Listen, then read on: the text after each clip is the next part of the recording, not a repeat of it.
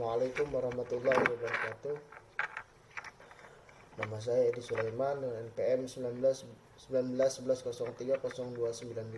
Di sini kami akan mempresentasikan hasil kerja kelompok kami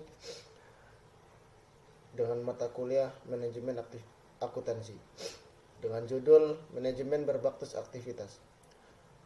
Poin A yaitu manajemen berdasarkan aktivitas dan hubungannya dengan perhitungan biaya berdasarkan aktivitas atau ABC. Manajemen berdasarkan aktivitas adalah pendekatan untuk keseluruhan sistem yang terintegrasi dan berfokus pada perhatian manajemen atas berbagai aktivitas dengan tujuan meningkatkan nilai bagi pelanggan dan laba yang dicapai dengan mewujudkan nilai ini. ABC adalah sumber utama informasi manajemen berdasarkan aktivitas, sehingga model manajemen didasarkan pada dua dimensi. 1. Dimensi biaya, memberikan informasi kepada sumber daya, aktivitas dan objek biaya yang menjadi perhatian seperti produk, pelanggan, pemasok, dan saluran distribusi dengan tujuan memperbaiki akurasi pembebanan biaya yang berguna untuk perhitungan harga pokok produksi, manajemen biaya strategis, dan analisis praktis. 2. Dimensi proses, memberikan informasi mengenai aktivitas, apa saja yang dilakukan, mengapa harus dilakukan, dan seberapa baik aktivitas tersebut dilakukan. Dengan tujuan adalah untuk mengurangi biaya sehingga mampu untuk melakukan dan mengukur perbaikan berkelanjutan. Kemudian hubungan ABM dengan perhitungan ABC. ABM melibatkan ABC dan menggunakannya sebagai sumber informasi utama dengan tujuan memperbaiki pengambilan keputusan dengan menginformasikan biaya yang akurat dan mengurangi biaya dengan mendorong serta mendukung berbagai usaha perbaikan berkelanjutan. Hubungan ABC dengan ABM terjadi karena ABM membutuhkan informasi dari ABC untuk melakukan analisis yang berhubungan dengan perbaikan yang berkesinambungan ABM untuk standar pemasaran biaya. Pemasaran biaya atau pemasaran adalah biaya yang timbul karena terjadinya pertukaran antara perusahaan dengan konsumen, yang termasuk biaya pemasaran antara lain biaya promosi, biaya distribusi fisik, biaya riset pasar, biaya pengembangan produk. Sistem ABC tidak hanya memperbaiki pengalokasian sumber daya. Salah satu perusahaan tetapi dengan mudah dapat diimplementasikan terhadap aktivitas pemasaran. Adapun langkah-langkah yang dapat ditempuh untuk menerapkan sistem ABC terhadap aktivitas pemasaran sebagai berikut. 1. Memilih segmen tertentu sebagai dasar untuk menganalisa profitabilitas. Contoh, daerah pengelompokan pelanggan dan lini produksi. 2. Menetapkan aktivitas pemasaran yang lebih terperinci untuk penggudangan, transportasi, kredit, dan penagihan, aktivitas pemasaran umum, penjualan pribadi, dan periklanan dan promosi penjualan. Kemudian yang ketiga, mengakumulasi biaya langsung dari semua aktivitas dan memisahkan biaya langsung tersebut ke dalam kategori biaya variabel dan biaya tetap. Keempat, menentukan pemacu biaya untuk setiap aktivitas.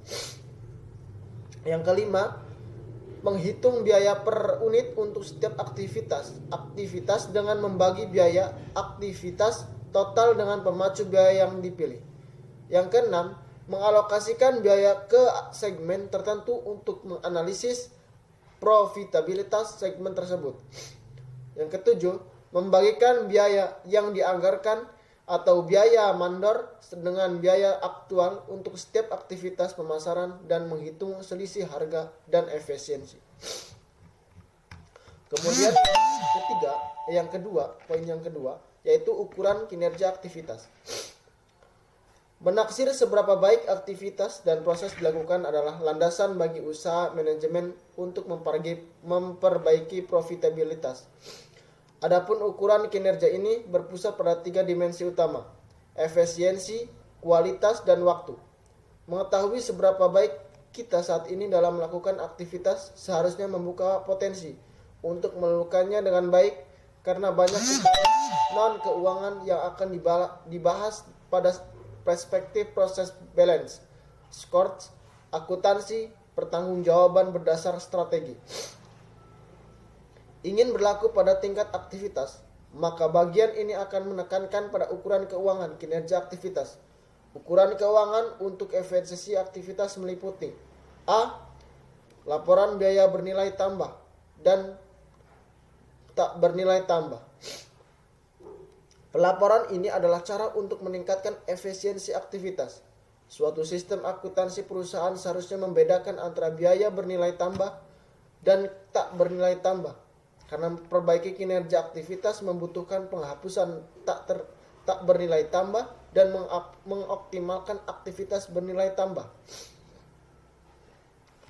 Mengetahui jumlah biaya yang dihemat merupakan hal yang penting bagi tujuan strategis. Sebagai contoh, jika suatu aktivitas dihapus, maka biaya yang dihemat seharusnya dapat ditelusuri pada produk individual. Penghematan ini dapat menghasilkan penurunan harga bagi pelanggan dan membuat perusahaan lebih kompetitif. Dengan membandingkan biaya aktual dengan biaya aktivitas bernilai tambah, manajemen dapat menilai tingkat ketidakefisienan aktivitas dan menentukan potensi untuk memperbaiki biaya bernilai tambah. Standar kuantitas dihitung dengan mengalihkan kualitas standar bernilai tambah dengan standar harga. Biaya tak bernilai tambah dapat dihitung sebagai perbedaan antara output aktual, tingkat aktivitas, dan tingkat bernilai tambah dikalikan dengan biaya standar per unit. Kemudian yang B, tren dalam laporan biaya aktivitas. Pelaporan ini menyatakan bahwa pengurangan biaya berjalan sesuai dengan diharapkan. Hampir setengah biaya tak bernilai dihapuskan. Sebagai catatan perhatian, perbandingan biaya aktual di dua periode akan menyatakan pengurangan yang sama. Namun, pelaporan biaya tak bernilai tambah tidak hanya menyatakan pengurangan, namun juga di mana hal tersebut muncul. Hal ini memberikan informasi pada para manajer tentang berapa banyak potensi penurunan harga yang masih mungkin dilakukan. Dari pelaporan ini, setidaknya para manajer tidak menjadi puas, namun seharusnya secara berkelanjutan mencari tingkat efisiensi yang lebih. Kemudian yang C, penetapan standar Kaizen. Penghitungan biaya Kaizen mengacu pada pengurangan biaya produk dan proses yang ada. Dalam istilah operasional, hal ini diartikan ke dalam pengurangan biaya tak bernilai tambah. Pengelolaan proses pengurangan biaya ini dipenuhi melalui pengulangan penggunaan dua subsiklus utama. 1. Siklus perbaikan berkelanjutan atau Kaizen. Dan 2. Siklus pemeliharaan. Siklus Kaizen didefinisikan dengan urutan rencana, lakukan, periksa, bertindak. Standar Kaizen mencerminkan perbaikan yang direncanakan untuk periode berikut. Siklus pemeliharaan mengikuti aturan, standar, lakukan, periksa, bertindak. Suatu standar dibuat berdasarkan perbaikan sebelumnya. Kemudian tindakan diambil dan hasil periksa untuk memastikan bahwa kinerja tercapai pada tingkat baru ini. Jika tidak, maka tindakan korektif akan diambil untuk mengembalikan kinerja.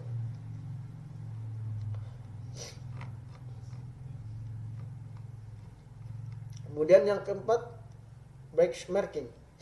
Langkah ini menggunakan praktik terbaik sebagai standar untuk mengevaluasi kinerja aktivitas. Tujuan benchmarking adalah untuk menjadi yang terbaik dan melakukan aktivitas dan proses. Jadi, benchmarking seharusnya juga melibatkan perbandingan dengan para pesaing atau industri lain. Perhitungan biaya siklus hidup. Tahap perencanaan produk dapat memiliki pengaruh yang signifikan terhadap biaya aktivitas. Dalam kenyataannya paling sedikit 90% atau lebih biaya yang berhubungan dengan suatu produk termasuk dalam tahap pengembangan dari daur hidup produk. Daur hidup produk secara sederhana adalah waktu keberadaan produk dari pengongsepan hingga tak terpakai. Biaya daur hidup adalah semua biaya yang berhubungan dengan produk keseluruhan daur hidupnya. Kemudian dari sudut pandang keseluruhan hidup, biaya produk memiliki 4 elemen utama. Yang pertama, biaya yang tidak muncul lagi. Kemudian biaya manufaktur, biaya logistik, biaya pasca pembelian. Kemudian 3 metode penurunan biaya yang terencana khusus digunakan adalah rekayasa berlawanan, analisis nilai, perbaikan proses. Itulah yang dapat saya sampaikan. Apabila ada. Assalamualaikum warahmatullahi wabarakatuh. Nama saya Firda Anissa, NPM 1911030082. Di sini saya akan menjelaskan tentang siklus hidup produk dan pola pikir manajemen berdasarkan aktivitas. Siklus hidup produk. Pada prinsipnya, hampir setiap produk di dunia ini memiliki siklus hidup produk. Namun, jangka waktu siklus hidup produk berbeda-beda. Ada yang cepat hilang, ada juga yang bertahan dalam jangka waktu yang relatif lama. Terutama pada produk-produk yang berorientasi pada teknologi seperti produk-produk elektronika, contohnya ponsel, televisi, dan lain-lain. Tahapan siklus hidup produk. Ada berbagai pendapat mengenai tahapan-tahapan yang ada dalam siklus hidup produk. Menurut Basu Swasta, daur hidup produk itu dibagi menjadi 4 tahap, yaitu yang pertama ada tahap pengenalan atau introduction. Ciri-ciri umum tahap ini adalah penjualan yang masih rendah, volume pasar berkembang lambat karena tingginya market resistance, persaingan yang masih relatif kecil, tingkat kegagalan relatif tinggi, masih banyak dilakukan modifikasi produk dalam pengujian dan pengembangan, karena problem yang timbul tidak seperti yang diramalkan dan mungkin pula disebabkan pemahaman yang keliru tentang pasar, biaya produksi dan pemasaran yang sangat tinggi, serta distribusi yang masih terbatas. Yang kedua, tahap pertumbuhan. Dalam tahap ini, penjualan serta laba akan meningkat dengan sangat cepat, disebabkan permintaan sudah sangat meningkat serta juga masyarakat sekitar sudah mengetahui produk yang bersangkutan. Di dalam tahap ini, lahan pesaing sudah mulai memasuki pasar sehingga terdapat persaingan menjadi lebih kuat. Yang ketiga yaitu tahap kedewasaan. Tahap ini ditandai dengan mencapainya titik tertinggi dalam penjualan perusahaan. Normalnya, tahap ini merupakan tahap terlama dalam siklus hidup produk. Hal ini disebabkan pada tahap ini pemenuhan inti kebutuhan oleh produk yang bersangkutan tetap ada. Sebagian besar produk yang ada saat ini berada dalam tahap ini. Karena itu, sebagian besar strategi pemasaran ditunjukkan untuk produk-produk dalam tahap ini. Yang keempat yaitu tahap penurunan. Umumnya, tahap ini terdiri dari 3 tingkatan, yaitu yang pertama, tingkat growth maturity, yaitu pertumbuhan penjualan mulai berkurangnya disebabkan oleh dewasanya distribusi. Yang kedua, tingkat stable maturity, yaitu penjualan menjadi mendatar yang disebabkan oleh jenuhnya pasar. Yang ketiga yaitu decaying maturity, yaitu penjualan mulai menurun dan konsumen mulai bergerak ke produk lain atau produk substitusi. Yang keempat, tahap penurunan atau decline. Penjualan perusahaan yang semakin bergerak ke arah penurunan merupakan gejala tahap decline dalam siklus hidup produk. Penurunan penjualan ini disebabkan oleh faktor-faktor seperti perubahan selera pasar, pasar merasa jenuh terhadap produk yang ada. Yang B, pola pikir manajemen berdasarkan aktivitas. Activity Based Management atau ABM atau manajemen berdasarkan aktivitas adalah suatu sistem yang terintegrasi yang mengarahkan perhatian manajemen pada aktivitas-aktivitas yang dapat memperbaiki nilai-nilai yang diterima konsumen dan meningkatkan laba yang diperoleh dengan menyediakan nilai-nilai yang sudah diperbaiki tersebut. Manajemen berdasarkan aktivitas mencakup perhitungan harga pokok dan analisis nilai proses. Jadi mencakup dua dimensi, yaitu dimensi biaya dan dimensi proses. Tujuan dan manfaat ABM. Tujuan ABM adalah untuk meningkatkan nilai produk atau jasa yang diserahkan ke konsumen. Oleh karena itu, dapat digunakan untuk mencapai laba ekstra dengan menyediakan nilai tambah bagi konsumennya. ABM memusatkan pada akuntabilitas aktivitas-aktivitas dan bukan pada biaya. ABM menekankan pada maksimalisasi kinerja secara luas daripada kinerja individual. Manfaat ABM menurut Supriyono adalah: yang pertama, mengukur kinerja keuangan dan pengoperasian non-keuangan organisasi dan aktivitas-aktivitasnya. Yang kedua, menentukan biaya-biaya dan profitabilitas yang benar untuk setiap tipe produk dan jasa. Yang ketiga, mengidentifikasikan aktivitas-aktivitas bernilai tambah dan tidak bernilai tambah.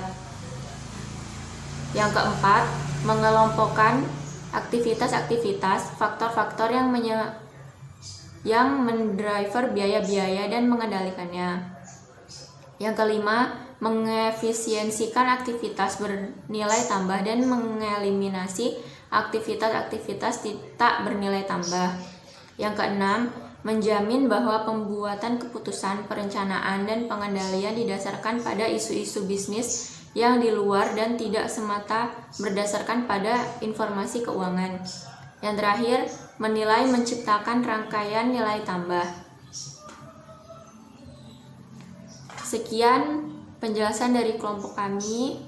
Saya akhiri. Wassalamualaikum warahmatullahi wabarakatuh.